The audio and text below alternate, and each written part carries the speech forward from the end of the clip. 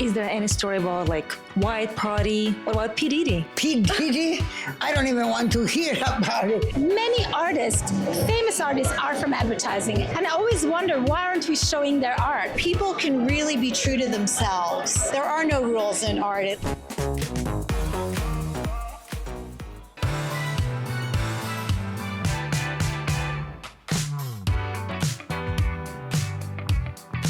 MvVO ART show, a groundbreaking exhibition that fuses creativity with innovation, spotlighting top artists from around the world. I'm Tanya Rubis, your host for this event. Stay tuned as we uncover the stories behind the art. This is the Rubis Show. Join me.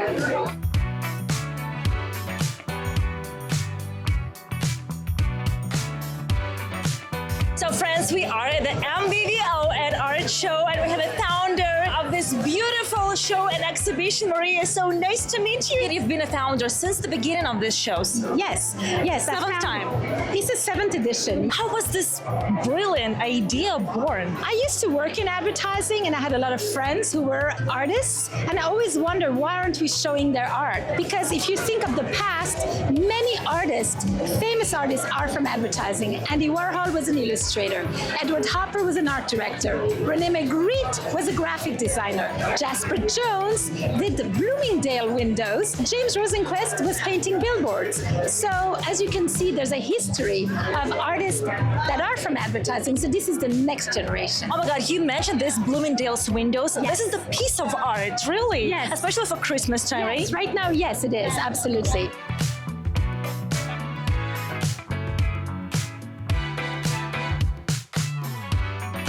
Emma, what is your personal story with art show? So a friend of mine had referred me. I applied and I'm a textile designer. And when I applied, I was like, oh, I don't know really like what I was really getting myself into. And then once I had gotten accepted, I was like, this is really cool. Where your textile and paper can be used. What field are we talking about?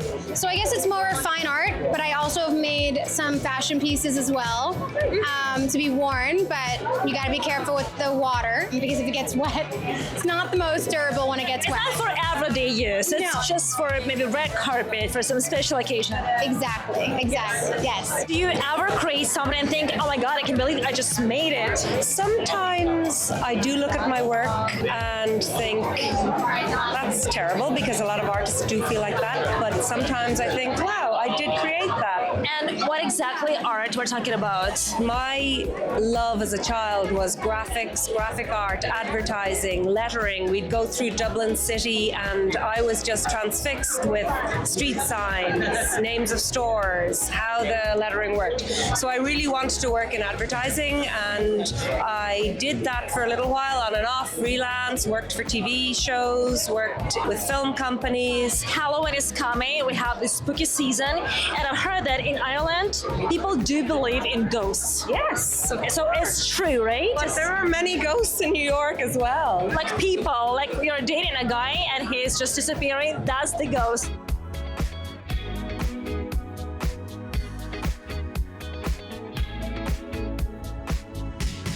A couple of words about art therapy. We go to art when we need to process some struggles or some very hard times, right? Absolutely, and people even find it very therapeutic to engage in dance or to engage in creating art. But why do people go to art? I think because there are no rules and people can really be true to themselves. There are no rules in art, at least there shouldn't be.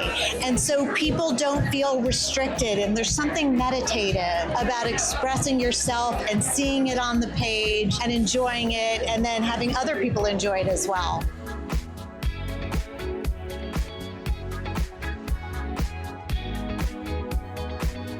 And here we have speakeasy room. Now we need to push the screen and yay, we have a door. That's the speakeasy room, and we're gonna have the interview with Carmen, the owner of Studio 54. Yeah, come in. You can come in. Sure, it's a speakeasy room for everyone. You're welcome.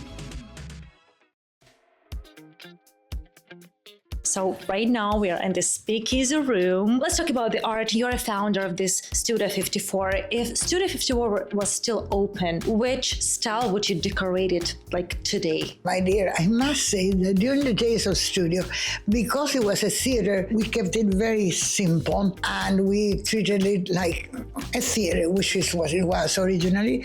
But let's not forget that after that, I did another club, which was the Palladium. And at the Palladium, my favorite artists were Francesco Clemente, Kenny Scharf, and Basquiat. Right. And of course, Andy Warhol. Salvador Dali, right? Dali was my mentor, so of course one of them. Let's say we are behind the closed doors.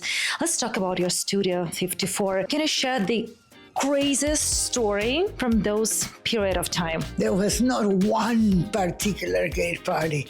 Every party was great. I would say Valentino wants to be a ringleader. Why don't we bring Barnum and Bailey circus? And they would. And then that would be an event. Perfect. One of my favorites. Then Paloma Picasso would say, I want to celebrate my birthday, but I wanted a sit-down dinner for 100 people. At studio, we had to provide a dinner, and it was red, black, and white. So it was caviar, salmon, champagne. And the girls in the champagne.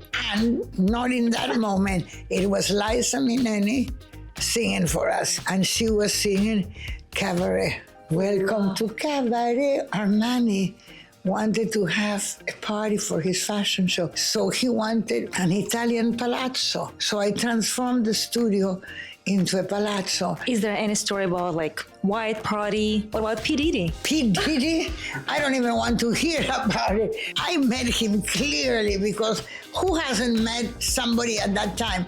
Okay, and let's he talk used to about have a lot of parties and I used to attend them. And in fact, at one point when I was in Miami, I was invited to go to his birthday party. It was way back. When was it? I can't remember, but I can tell you that at that moment, Those period of time. he was dating Jennifer Lopez. I remember clearly that I went literally in and out. I couldn't stand the crowd for some reason. I don't know how.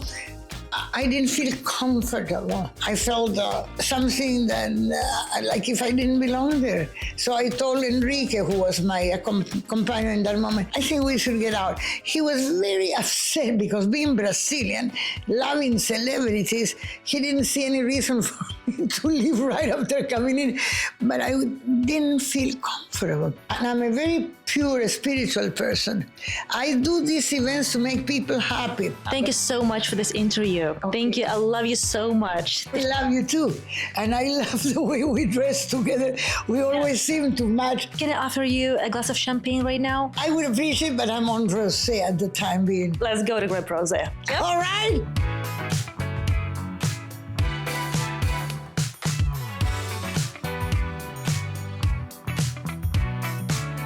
And that's a wrap from this MvVO ART show. It's been a pleasure sharing this experience with you. It was a Rubis Show. Bye.